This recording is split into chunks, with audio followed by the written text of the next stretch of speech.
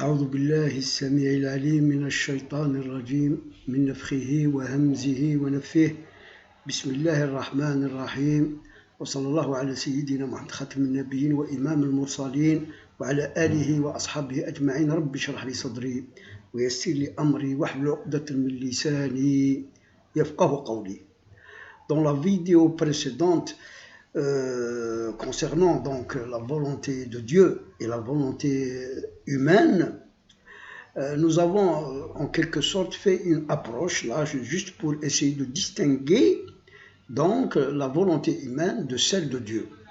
Toutefois, il reste toujours des questions qu'on se pose. La première, c'est que si Dieu voudrait en quelque sorte que je fasse du bien ou que je fasse du mal, alors donc en quelque sorte ma responsabilité est levée, donc ça devient donc une programmation, des choix divins. Il n'y a que la volonté divine qui s'exerce, qui se réalise. Et dans ce cas-là, l'homme se demande alors dans ce cas-là pourquoi je serai jugé pour tel mal, pour tel péché, etc.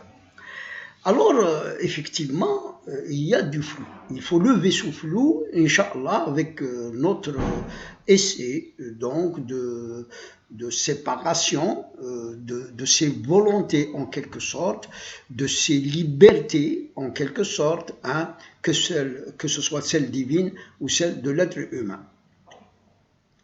L'homme est doté d'un libre arbitre, d'un choix, donc d'une volonté propre à lui, d'un vouloir propre à lui, et ceci, il est donné par Allah à l'être humain, et de manière donc moindre, au djinn. En quelque sorte, hein, ces facultés que Dieu a données à l'homme, c'est comme si qu'il lui a dit, voilà, je te donne toutes les facultés d'agir, de faire, de réfléchir, etc., etc. Et donc, fais ce que tu veux, en quelque sorte, et moi, je vais te juger après. Te juger par rapport à la charia, te juger par rapport à ce que je t'ai donc prescrit de faire, à ce que je t'ai demandé de faire à mon vis-à-vis, Alors, là, en quelque sorte, on sépare les choses. Ça veut dire si l'homme est doté d'un libre arbitre, d'un choix, d'un vouloir et d'une volonté propre à lui, alors il faut comprendre alors pourquoi on dit que la volonté de l'être humain, de tout être, hein, se trouve dans le prolongement de la volonté de Dieu. Pourquoi donc elle se trouve dans le prolongement? Parce que tout simplement, on voudrait bien faire beaucoup de choses dans cette vie, et certaines choses, on n'arrive jamais à les faire, que ce soit de bien ou de mal. Parfois, on n'arrive pas à faire le bien qu'on a voulu faire, ni le mal qu'on a voulu faire. Et c'est ça, en quelque sorte, le début de la réponse. Parce que la volonté qui donc précède divine, qui précède celle de l'homme, a une relation directe et intime avec les actes et les réalisations des êtres et des créatures, notamment celle de l'homme. Je m'explique. C'est-à-dire que la volonté de Dieu se trouve en arrière-plan avant la volonté de l'homme. Quand Dieu voudrait que cet homme arrive à faire du mal ou à faire du bien, ou à réaliser quelque chose, etc., c'est par la volonté de Dieu qui a précédé, qui va permettre la réalisation. Mais la volonté divine puise en quelque sorte son essence dans les sciences de Dieu, qui en quelque sorte englobe toute chose avant qu'elle n'existe, durant son existence et après même son existence, parce que les sciences de Dieu sont éternelles. هو الأول والآخر والظاهر والباطن وهو بكل شيء عليم وهو المقدم والمؤخر. Il voit les choses aussi après leur réalisation. Et comme Dieu, dans ses sciences, qu'il a transcrit, qu'il a donc ordonné au qalam de les écrire sur le lawh al-mahfouz, se trouve toute chose de ces sciences. Alors, dans la réalité, dans l'existence, l'être humain, en quelque sorte, va donc avoir plusieurs volontés, avoir plusieurs vouloirs, une infinité, une myriade de petites volontés, de grandes volontés, de comment dirais-je, de azima, donc de volontés sérieuses, donc de motivation.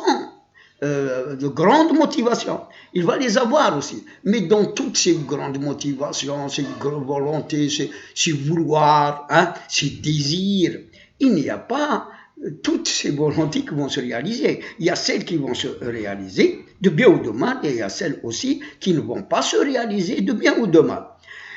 Et donc la relation de ce que va faire l'homme, même s'il a des volontés, elle est liée à ce qu'il va faire, à ses actes et à ses œuvres.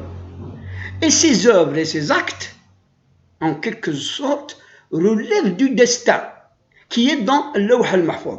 Alors la volonté de Dieu, qui puise son essence dans les sciences de Dieu, précède la volonté de l'être humain à réaliser tel ou tel acte ou telle chose,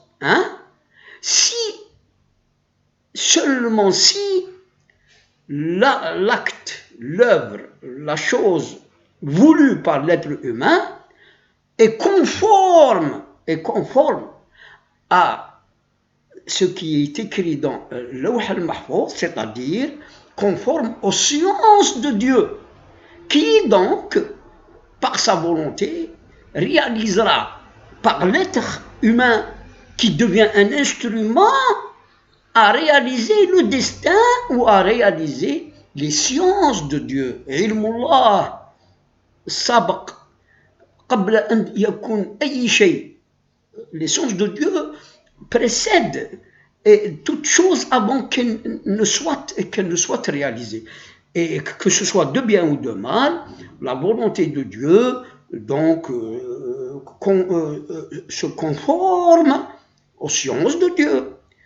Et les actes et les œuvres des êtres humains et de tous les êtres donc se réalisent par donc la volonté de Dieu qui les précède, qui précède leur propre volonté, qui se conformera au destin et à la réalisation de ce qui est écrit sur le lawh al-mahfouz.